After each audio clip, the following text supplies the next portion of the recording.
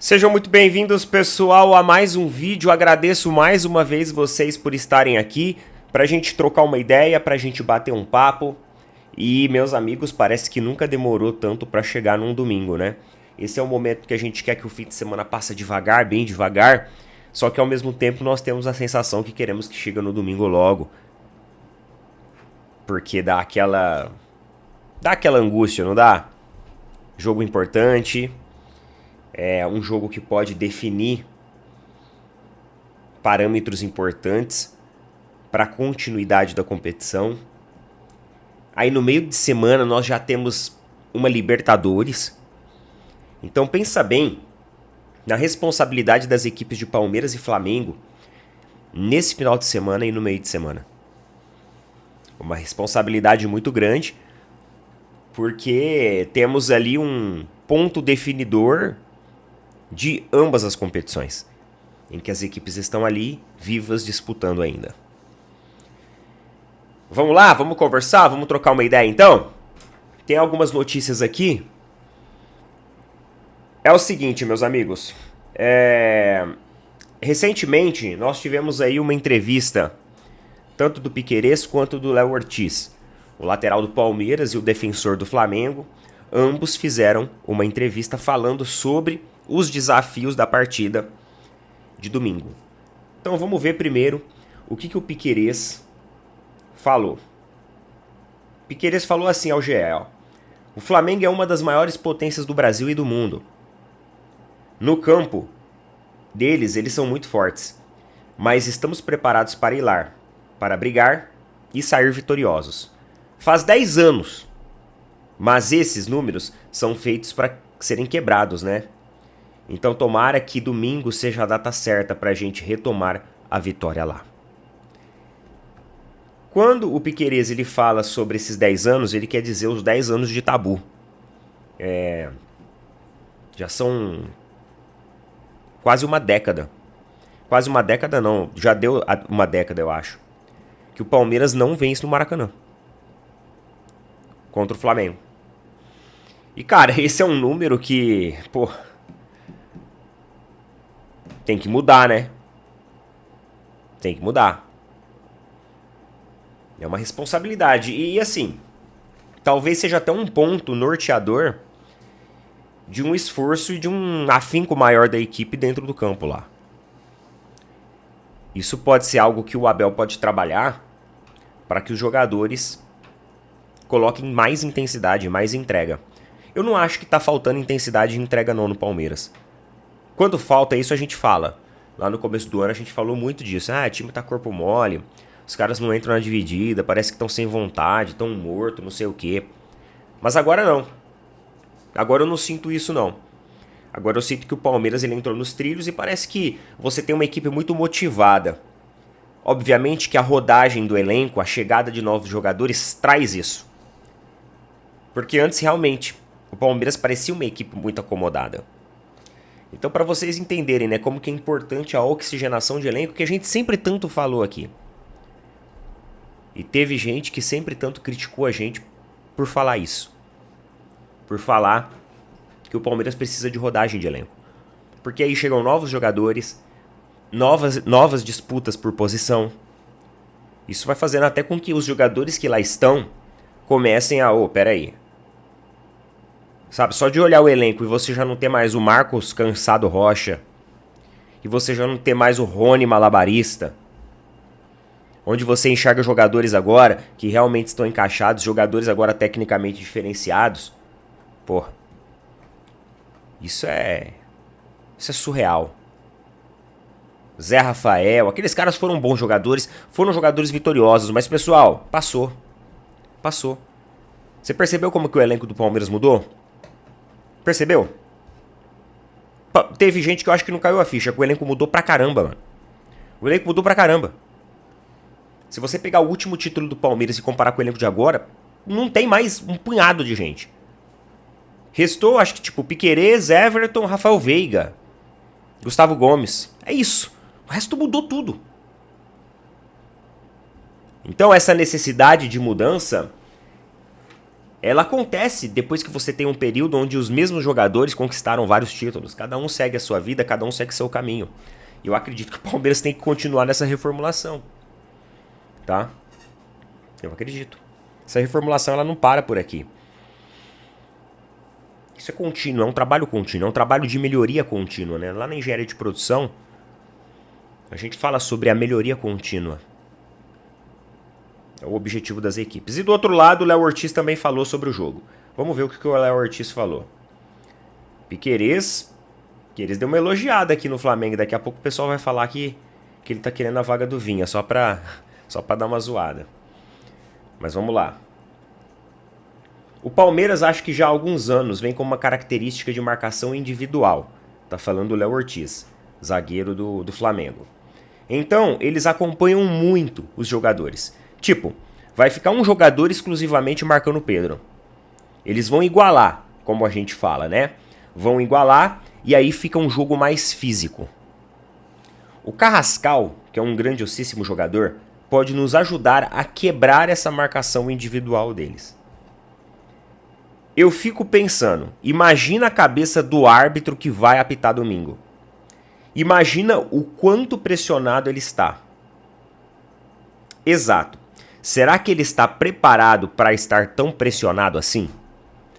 Então o Léo Ortiz aqui, ele basicamente falou das características de marcação do Palmeiras. Falou que o Palmeiras vai levar o jogo para um patamar mais físico, o que faz total sentido. O Palmeiras é uma equipe que sempre busca a parte física, né?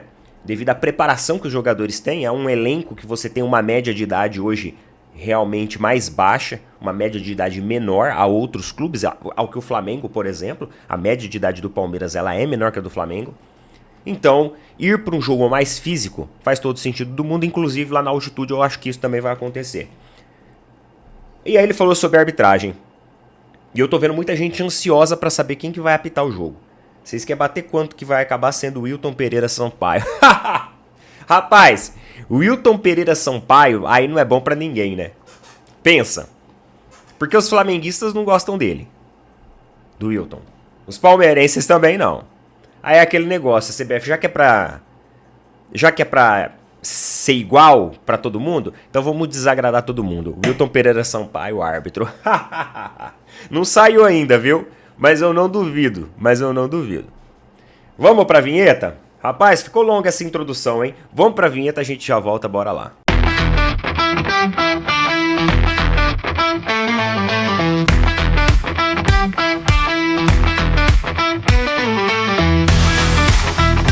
E meus amigos, ó, não se esqueçam de apoiar aí, ó, os nossos parceiros da GoCase, viu? Com as capinhas de telefone para você presentear.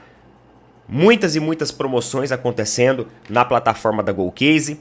Tô colocando aí, ó, o cupom com o QR Code. Então é só você acessar o QR Code, vai direto no site da GoCase, ou você mesmo acessa o site da GoCase e utiliza o nosso cupom ali na hora de fechar o carrinho.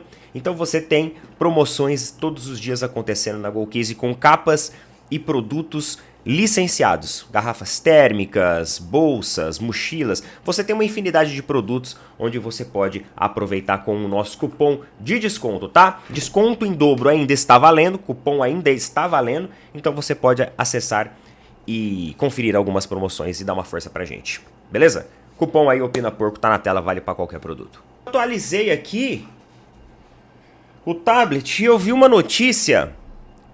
Mano, assim, é o único portal que tá trazendo essa notícia. É o portal que chama mixvale.com. Eu não sei se é uma página de algum portal regional de algum lugar. Eu não sei o que é isso, tá? Eu não sei qual página que é essa. Mas eles estão trazendo aqui que a CBF indicou a escalação do árbitro Wilton Pereira Sampaio para o confronto entre Flamengo e Palmeiras, marcado para domingo, dia 19. A decisão ocorreu em meio à disputa acirrada pela liderança do Campeonato Brasileiro, onde Palmeiras soma 61 pontos, Flamengo 58. A escolha visa garantir a imparcialidade em um jogo que pode alterar o topo da tabela. A designação de Wilton Pereira Sampaio reflete a estratégia da CBF de selecionar profissionais com históricos em partidas de alto risco. Ele é um árbitro goiano, Então isso teria influenciado também. Não é paulista, não é carioca, não é dessa região ali, né, do eixo.